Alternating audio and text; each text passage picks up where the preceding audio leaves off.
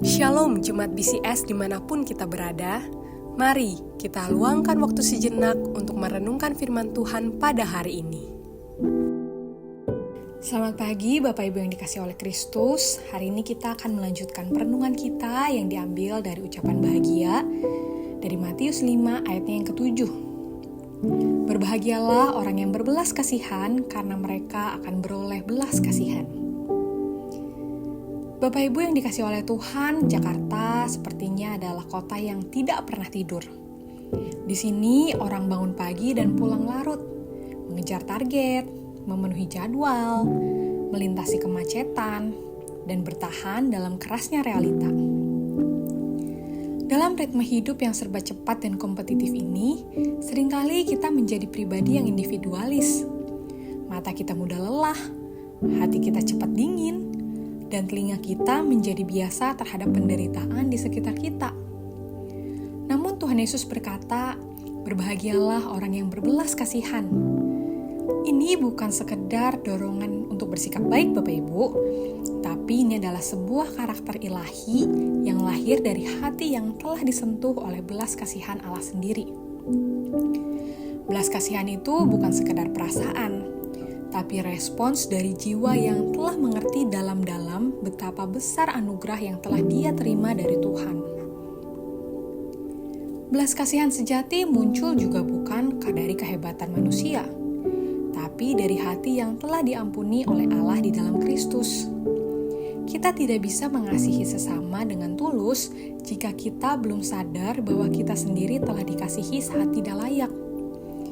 Roma 5 ayat yang ke-8 berkata, akan tetapi Allah menunjukkan kasih-Nya kepada kita oleh karena Kristus telah mati untuk kita ketika kita masih berdosa. Inilah dasar dari belas kasihan kita, salib Kristus. Bapak Ibu, kita hidup di dalam konteks Jakarta yang keras dan sibuk.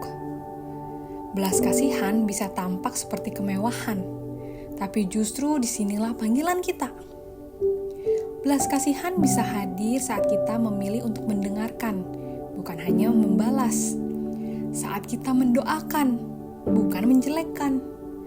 Saat kita memberi waktu, tenaga, bahkan uang, bukan karena kita berlimpah, tapi karena kita tahu kita sudah menerima jauh lebih dari yang pada kita layak terima. Dan Tuhan Yesus memberikan sebuah janji. Mereka akan beroleh belas kasihan.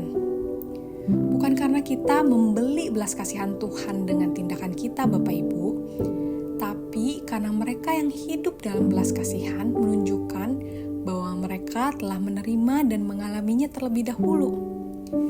Belas kasihan menjadi bukti bahwa kasih karunia Allah benar-benar hidup di dalam hati kita.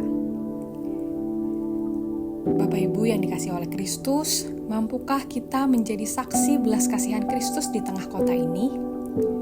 Mampukah kita menembus kerasnya kehidupan kota dengan kelembutan kasih Injil? Dunia tidak akan berubah karena suara keras, tapi karena hati yang lembut oleh kasih Kristus. Mari kita bersatu di dalam doa. Tuhan Yesus, Engkau telah mengasihi kami ketika kami tidak layak dikasihi. Karena itu ajarlah kami untuk hidup di dalam belas kasihan yang lahir dari salib-Mu, lahir dari kasih-Mu kepada kami. Di tengah kehidupan kota yang keras, jadikan kami saluran kasih-Mu yang mau mengerti, mau mendengarkan, dan mau hadir bagi sesama kami. Biarlah Engkau berkenan, sehingga lewat kehidupan kami nama-Mu ditinggikan. Mungkin kami sulit mengasihi orang-orang yang sepertinya tidak kami sukai. Orang-orang yang mungkin bagi kami menyebalkan.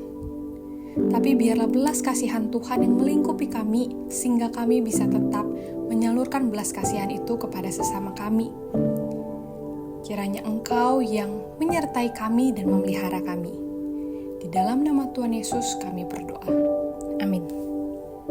Demikian renungan harian kita pada hari ini. Mari kita terus rindu menjadi murid Kristus bersama keluarga Allah.